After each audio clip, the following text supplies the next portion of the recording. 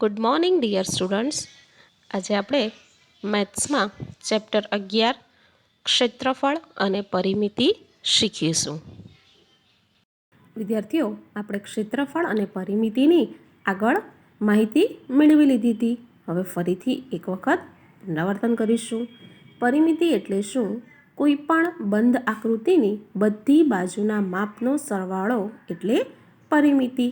જ્યારે ક્ષેત્રફળ એટલે આકૃતિએ સપાટી પર રોકેલી જગ્યાનું માપ એટલે ક્ષેત્રફળ. વિદ્યાર્થી મિત્રો, ટેક્સ્ટબુકમાં પેજ નંબર 146 ઉપર કોનો ટુકડો મોટો? પાર્થ અને ગિની એક દુકાનમાંથી આમ પાપડ એટલે કે કેરીનો સુકાયેલો પાપડ ખરીદે છે. તેમના ટુકડાઓ નીચે મુજબ દેખાય છે. કોનો ટુકડો મોટો છે તે શોધવા કેટલીક રીતો સોચો અને તે અંગે ચર્ચા કરો. જો વિદ્યાર્થીઓ, એ બે ટુકડા આપેલા છે, ટુકડો એ અને ટુકડો બી. ટુકડો એની લંબાઈ 6 સેમી છે, પહોળાઈ 5 સેમી છે, જ્યારે ટુકડો બીની લંબાઈ 11 સેમી અને પહોળાઈ 3 સેમી છે. તો હવે આ બે ટુકડામાંથી કોનો ટુકડો એટલે કે કયો ટુકડો મોટો છે તે આપણે જોવાનું છે. અને આ ટુકડો કયો મોટો છે કે નાનો છે તે કોઈ સમજી શકતું ન હતું. તો વિદ્યાર્થીઓ, આપણને રીત સૂચવવા કહ્યું છે. તો આપણે પહેલી રીતમાં જોઈશું કે આપેલ ટુકડાઓ એ અને બીમાંથી ટુકડા બીને એવા ભાગ પાડો કે જેને ટુકડા એ પર ગોઠવતા તે પૂરેપૂરો ઢંકાઈ જાય.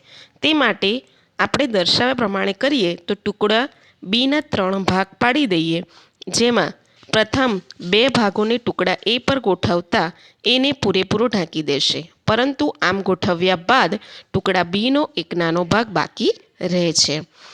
એનો મતલબ એમ કે ટુકડો બી એ ટુકડા એ કરતાં મોટો છે. હવે બીજી રીતે જોઈશું કે તેને આ રીતે ચોરસ નાના નાના ટુકડામાં વહેંચી દઈએ. તો જુઓ, ટુકડો એ તથા ટુકડો બીને આ રીતે ચોરસ નાના ખાનામાં વહેંચી દેતા, તો આ રીતે ટુકડા એ અને બીને 1 સેમીના માપના નાના ચોરસમાં વહેંચી દેતા બંને ટુકડામાં રહેલા નાના વર્ગો ગણો. જે ટુકડામાં વર્ગોની સંખ્યા વધારે હોય તે શું કહેવાશે? મોટું કહેવાશે. તો પહેલામાં આપણે જોઈ રહ્યા છીએ તો કેટલા ચોરસ છે? 30 ચોરસ છે. આમ જોઈએ 6 આડા ચોરસ અને 5 ઊભા એટલે 6 પંચા 30 ચોરસ છે. એ જ રીતે 30 ચોરસ હોવાથી ટુકડા એનું ક્ષેત્રફળ 30 સેમી થશે. હવે આપણે જોઈએ ટુકડા બીની વાત કરીશું. તો 11 આડા ચોરસ છે અને 3 ઊભા છે. તેથી 11 × 3 બરાબર 33 ચોરસ થશે. તેથી ટુકડા બીનું ક્ષેત્રફળ કેટલું થશે? 33 સેમી થશે. હવે કયો ટુકડો મોટો છે? તો જેનું ક્ષેત્રફળ વધારે એના પરથી આપણને ખ્યાલ આવી જ જાય કે ટુકડો બી એ ટુકડો એ કરતાં કેવો છે? મોટો છે. કેટલો મોટો છે? તો કેટલો મોટો છે તે શોધવા માટે શું કરીશું? તફાવત જોઈશું. તો 33 સેમીમાંથી 30 સેમી માઇનસ કરતાં 3 સેમી આપણને તફાવત મળશે. હવે શું કહે છે વિદ્યાર્થીઓ?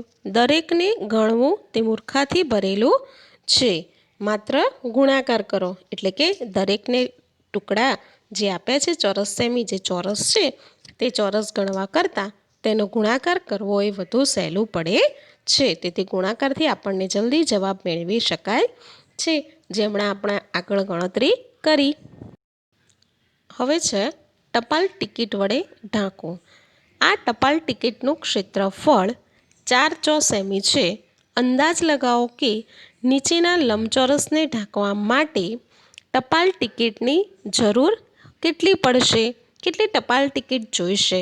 તો વિદ્યાર્થીઓ, આ જે નીચે આપેલી છે ટપાલ ટિકિટ, એ ટપાલ ટિકિટનું ક્ષેત્રફળ કેટલું છે?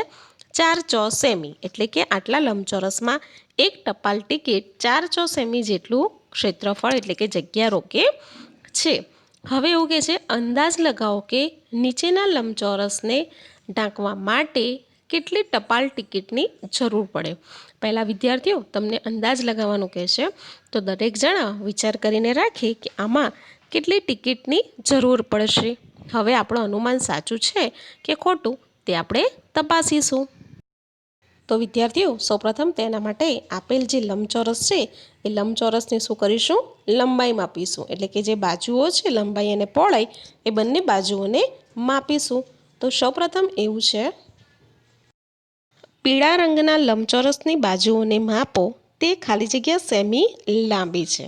એટલે કે લંબચોરસ છે એ લંબચોરસની બાજુ જે છે લંબાઈ છે ઉપરની એ માપવાની છે.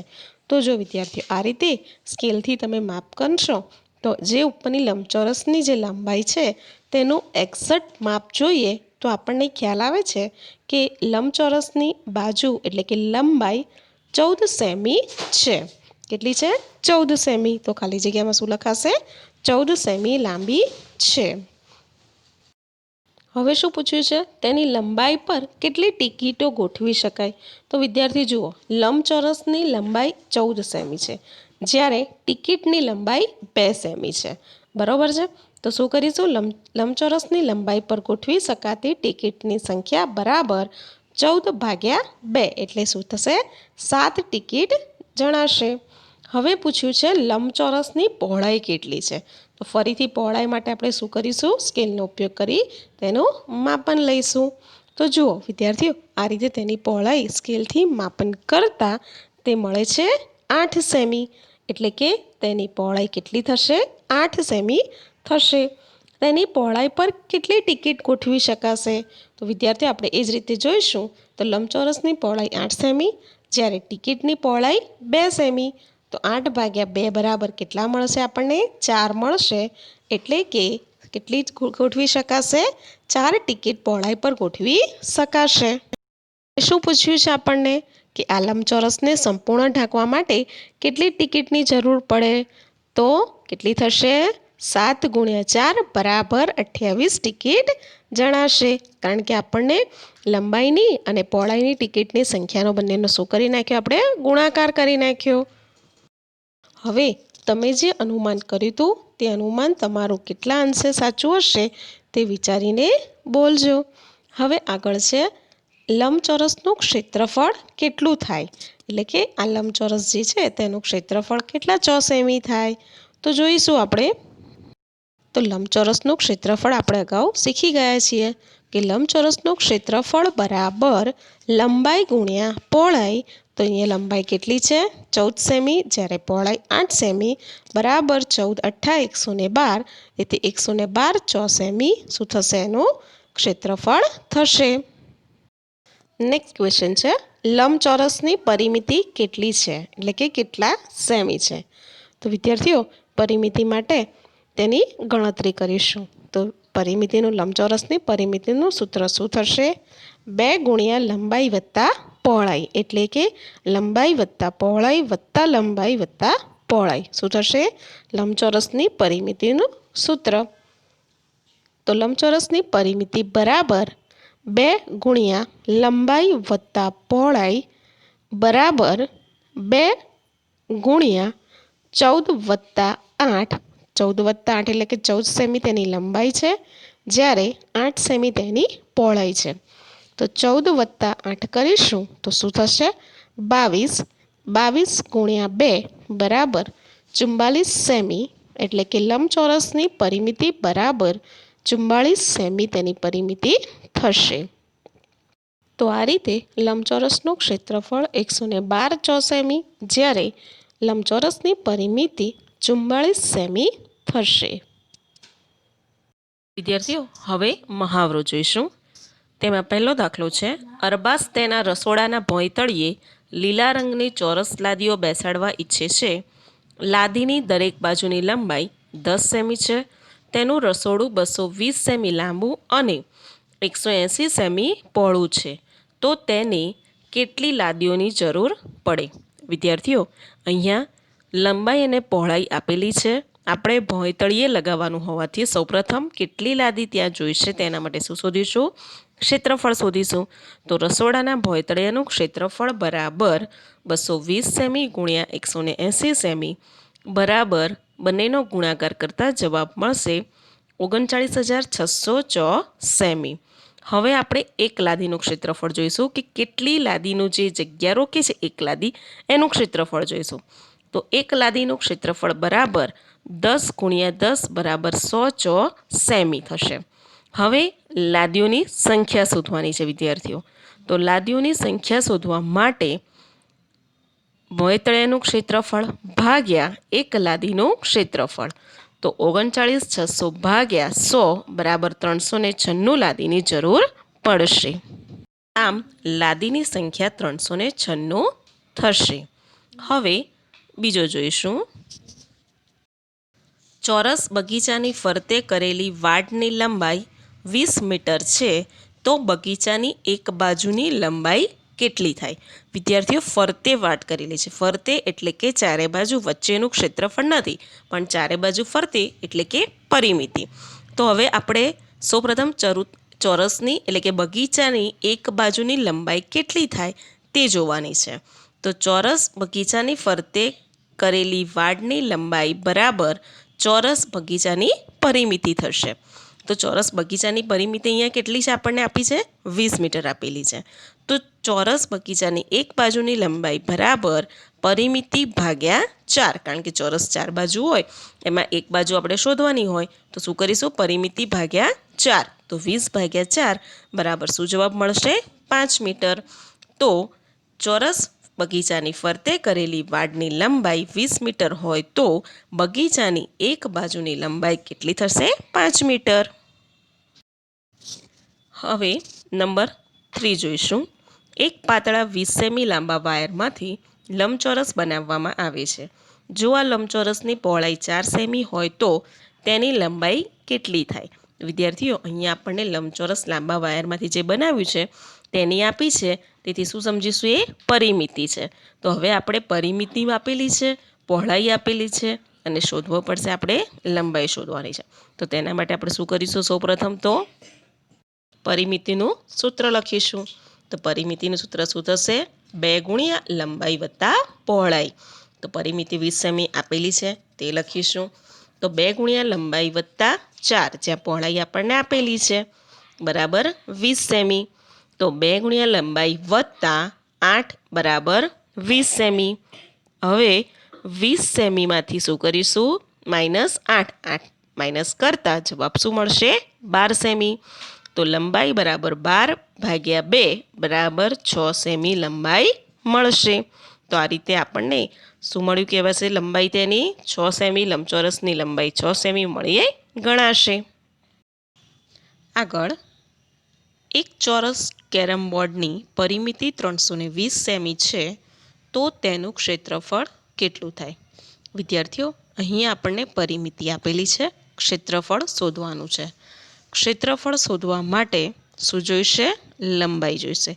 આમ તો લંબાઈ અને પહોળાઈ, પણ અહીંયા ચોરસ છે એટલે લંબાઈ જોઈશે.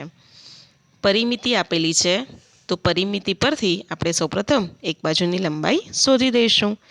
તો એક બાજુની લંબાઈ બરાબર પરિમિતિ ભાગ્યા 4, 320 ભાગ્યા 4 બરાબર 80 સેમી. એટલે કે ચોરસની એક લંબાઈ કેટલી થશે? એક બાજુની લંબાઈ 80 સેમી થશે. તો હવે કેરમ બોર્ડનું શું શોધીશું? ક્ષેત્રફળ. કેરમ બોર્ડનું ક્ષેત્રફળ એટલે કે ચોરસનું ક્ષેત્રફળ બરાબર લંબાઈ ગુણ્યા લંબાઈ. તો 80 × 80 બરાબર 6404 સેમી શું થશે? કેરમ બોર્ડનું ક્ષેત્રફળ થશે. હવે આગળ જોઈશું. નેક્સ્ટ ટોપિકમાં છે નીચે આપેલી સફેદ ડિઝાઇનમાં કેટલી ત્રિકોણાકાર લાદીઓ ગોઠવી શકાય? વિદ્યાર્થીઓ અહીંયા જે પીળા કલરની આકૃતિ આપી છે તે ડિઝાઇન આપી છે, તે ત્રિકોણાકાર લાદીઓ કેટલી ગોઠવી શકાય અને ડિઝાઇનનું ક્ષેત્રફળ કેટલું 6 સેમી થાય તે જણાવવાનું છે. આ ત્રિકોણ અડધા 6 સેમીનો છે. આ જે ત્રિકોણ છે તે અડધા 6 સેમીનો છે. તો જુઓ વિદ્યાર્થીઓ, અહીં આપેલ એક ત્રિકોણ એ 1 સેમી બાજુવાળા ચોરસનો અડધો ભાગ ગણાશે. એટલે કે આખી ડિઝાઇનનું જો આપણે ક્ષેત્રફળ શોધવું હોય તો એક આખા ચોરસનું ક્ષેત્રફળ વત્તા 4 અડધા ચોરસનું ક્ષેત્રફળ. એક આખા ચોરસ બરાબર 1 સેમી અને 4 અડધા એટલે 2 સેમી થશે. તો કેટલું થશે? 3 સેમી આખા ડિઝાઇનનું ક્ષેત્રફળ થશે. હવે એક ત્રિકોણાકાર લાદીનું ક્ષેત્રફળ બરાબર એક અડધા ચોરસનું ક્ષેત્રફળ બરાબર અડધો સેમી થશે. તેથી લાદીની સંખ્યા બરાબર આખી ડિઝાઇનનું ક્ષેત્રફળ ભાગ્યા એક ત્રિકોણાકાર લાદીનું ક્ષેત્રફળ બરાબર 3/1/3. નીચે 1/3 હોવાથી શું થઈ જશે? 2 ઉપર જતા રહેશે. તેથી 3 × 2 બરાબર 6 થશે. તો લાદીની સંખ્યા કેટલી થશે? 6 લાદીની સંખ્યા ગણાશે. હવે આ જ રીતે 4 સેમી અને 6 સેમીનું ક્ષેત્રફળ ધરાવતી ડિઝાઇન તૈયાર કરો. જુઓ, 4 સેમી માટે 4 × 2 બરાબર કેટલા જોઈશે? 8 ત્રિકોણ જોઈશે. જ્યારે 6 સેમી માટે 6 × 2 બરાબર 12 ત્રિકોણ જોઈશે. તો વિદ્યાર્થીઓ 6 સેમીવાળી ડિઝાઇન આ રીતના બનશે, જ્યારે 4 સેમીની ડિઝાઇન આ રીતના જોવા મળશે. હવે આગળ આપણે કોષ્ટક પૂર્ણ કરીશું. સાનિયા, માનવ, આરુષિ અને કબીર ગ્રીટિંગ્સ કાર્ડ બનાવે છે. તેમણે બનાવેલા કાર્ડ માટે નીચેનો કોષ્ટક પૂર્ણ કરો. વિદ્યાર્થીઓ અહીંયા લંબાઈ, પહોળાઈ, પરિમિતિ અને ક્ષેત્રફળ શોધવાના છે. બરોબર છે. સૌપ્રથમ આપણે વાત કરીશું સાનિયાની. તો સાનિયામાં લંબાઈ તથા પહોળાઈ આપેલી છે. પરિમિતિ અને ક્ષેત્રફળ શોધવાના છે. પરિમિતિ અને ક્ષેત્રફળનું સૂત્ર આપણને ખ્યાલ જ છે. તો ચલો આપણે સૌપ્રથમ સાનિયાના કાર્ડની પરિમિતિ અને ક્ષેત્રફળ શોધીશું. તો કાર્ડની પરિમિતિ બરાબર 2 × લંબાઈ વત્તા પહોળાઈ. લંબાઈ 10 સેમી, પહોળાઈ 8 સેમી. તો 10 + 8 બરાબર 18. 18 × 2 બરાબર 36 સેમી કાર્ડની પરિમિતિ થશે. હવે ક્ષેત્રફળ લંબાઈ × પહોળાઈ 10 × 8 બરાબર 80 સેમી કાર્ડનું ક્ષેત્રફળ થશે. આ રીતે સાનિયાના કાર્ડની પરિમિતિ 36 સેમી, જ્યારે ક્ષેત્રફળ 80 સેમી થશે. જોઈશું માનવ. માનવમાં લંબાઈ આપેલી છે, પહોળાઈ શોધવાની છે, પરિમિતિ આપેલ છે અને ક્ષેત્રફળ શોધવાનું છે. તો માનવના કાર્ડની લંબાઈ 11 સેમી અને કાર્ડની પરિમિતિ 44 સેમી છે. તો પરિમિતિ પ્રમાણે આપણે આગળ જેમ કર્યો દાખલો તે જ પ્રમાણે પહેલાં પહોળાઈ શોધીશું. તો પરિમિતિ બરાબર 2 × લંબાઈ વત્તા પહોળાઈ. પરિમિતિ 44 બરાબર 2 કૌંસમાં 11 વત્તા પહોળાઈ. 11 × 2 22, 44 બરાબર 22 વત્તા 2. તેથી 44માંથી 22 માઇનસ કરતા જવાબ 22. 22 બરાબર પહોળાઈ ભાગ્યા નીચે 2 આવી જશે. તો પહોળાઈ 11 સેમી થશે. હવે લંબાઈ અને પહોળાઈ મળી ગયા પછી ક્ષેત્રફળ શોધી દઈશું. તો ક્ષેત્રફળ બરાબર લંબાઈ × પહોળાઈ બરાબર 11 × 11 બરાબર 121 સેમી ક્ષેત્રફળ થશે. વિદ્યાર્થી મિત્રો, હવે વાત કરીશું આરુષિની. આરુષિની કાર્ડની પહોળાઈ 8 સેમી અને કાર્ડનું ક્ષેત્રફળ 80 સેમી આપેલ છે. હવે આપણે લંબાઈ અને પરિમિતિ શોધવાની છે. તો કાર્ડનું ક્ષેત્રફળ બરાબર લંબાઈ × પહોળાઈ. તો ક્ષેત્રફળ 80 આપેલ છે, લંબાઈ શોધવાની છે ગુણ્યા 8 બરાબર લંબાઈ બરાબર 80/8 એટલે કે 10 સેમી તેની લંબાઈ મળશે. તો હવે કાર્ડની પરિમિતિ બરાબર 2 × લંબાઈ વત્તા પહોળાઈ બરાબર 2 × 10 વત્તા 8 એટલે કે 18. તેથી 18 દૂ 36 સેમી પરિમિતિ થશે. હવે કબીરની વાત કરીશું.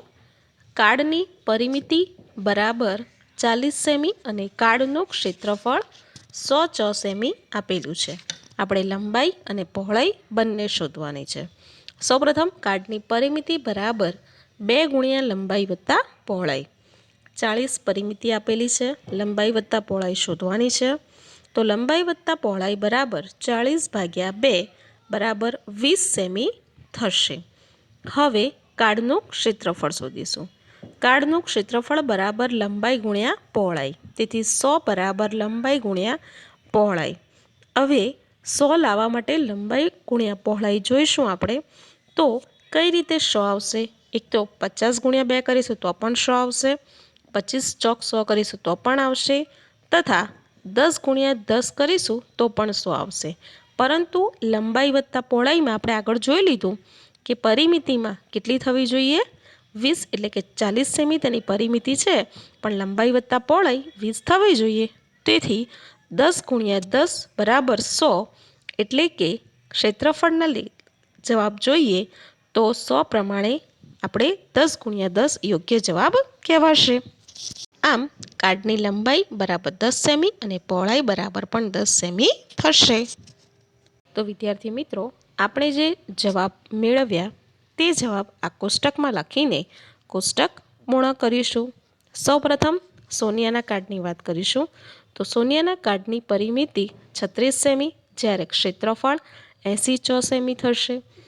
માનવના કાર્ડની પહોળાઈ 11 સેમી તથા કાર્ડનું ક્ષેત્રફળ 121 ચોરસ સેમી થશે. આરુષિના કાર્ડની લંબાઈ 10 સેમી, જ્યારે પરિમિતિ 36 સેમી થશે. હવે કબીરના કાર્ડની લંબાઈ અને પહોળાઈ બંને 10-10 સેમી થશે.